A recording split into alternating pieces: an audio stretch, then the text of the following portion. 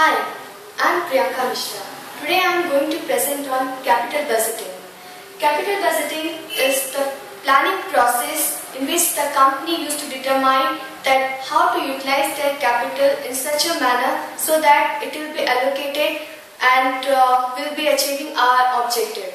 So how it will be going to work for the long run, like during purchasing of machinery, new products, new research, development, technology, all these things are planned accordingly.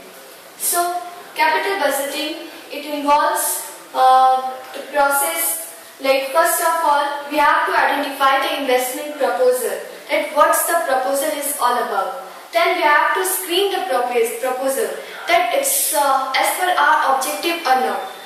Then we have to evaluate various proposals, that whatever the proposals it came, so it's suitable for our objective or not. Then we have to fix the priorities. In the meantime, if any other proposal came, so we have to fix the priority between them, that which one is more important, and based on that we have to give our time to that. Then final approval we should done, then which proposal we want to do the first, and accordingly we should move.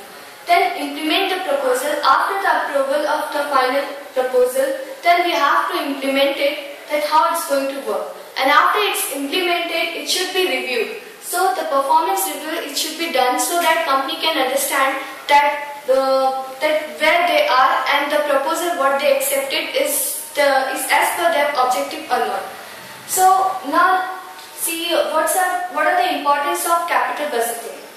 Capital budgeting, it helps us for the large investment. Whenever the company is going to invest their money for the maximizing their return and to minimize their risk, they have to take the decision in the large investment, that before putting their money they should analyze, and this can be done through capital budgeting.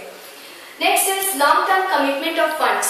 So whenever the funds are coming, so there should be long-term commitment regarding that, so that it can be taken care in the future in case of any emergencies or whenever the reserves are required. Irreversible nature.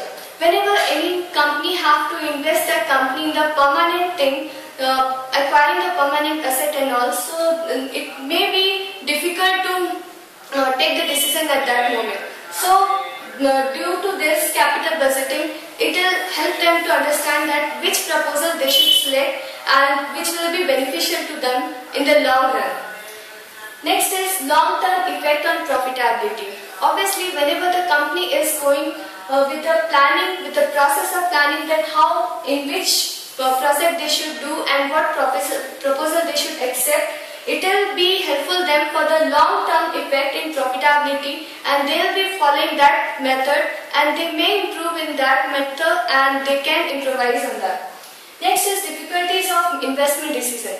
Whenever the investment decisions it comes, so they used to face difficulties on that whether we should invest in that or not. So we should compare the things and we should act accordingly. So this helps a lot. National importance, because it helps us to rise any of the countries' economics of scale and their living standard and the development of the economically and financially of the country.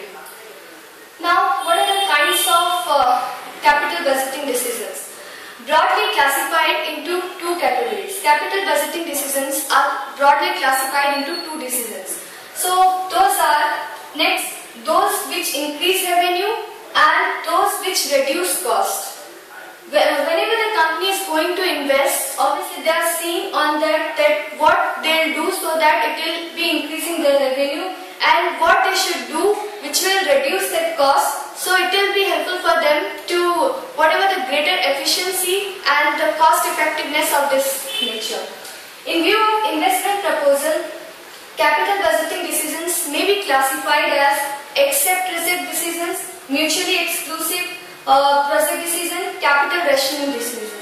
Accept-reject decision, there is one method, that is NPV, we will be seeing later. So there is a method NPV in this capital budgeting. With the help of that we can determine that whether we should accept or reject the proposal. So based on that we we can make the investment decisions.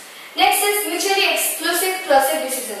Sometimes what happens, whenever the company is having many decisions to take and many options to take, so whenever the whatever the proposal is accepted, next one is another one is automatically it is gone from the picture. So that is called the mutually exclusive project decision, where all the alternatives are useful, but whichever is the best, whenever it's accepted, the next one is eliminated from that track. Capital rationing decisions. Capital rationing decisions are made when there is many alternative decisions are there to take, and then there is a difficulty for the decision maker to take decisions regarding this. So they used to combine the different proposals in such a manner so that it will be beneficial for them in the future, and if they like it, they can proceed it for the future goal. Now, what are the methods of capital budgeting or evaluation of investment proposal? Major methods are payback period method, net present value method, internal rate of return method, profitability index method. So in payback period method, we used to calculate the things like initial cash outlay by annual cash inflow, so that we'll be calculating the number of years that proposal, how many years it going to take. So based on the less years, whatever the less time they are taking, we will select that proposal, and it will be helping us for the decision making. Net present value method. It's nothing but when the cash inflow is minus with the cash outflow, that is called the net present value method, where the interest rate is already given, and this is one of the best method to calculate, as also it is called as considered as the modern method as well as in time-based management, so that it will be helpful. So among all the methods, this one is the used mostly and is beneficial a lot. Next is internal rate of return method. In this, rate of return is not given. We have to calculate the rate of return. So it is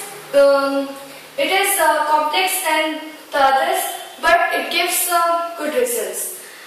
It finds the approximate of it. Then profitability index method. It deals with the profitability of the companies, that what they should do and which method they should do, and how to calculate, and based on their maximum number of profitability, they'll choose that method and all.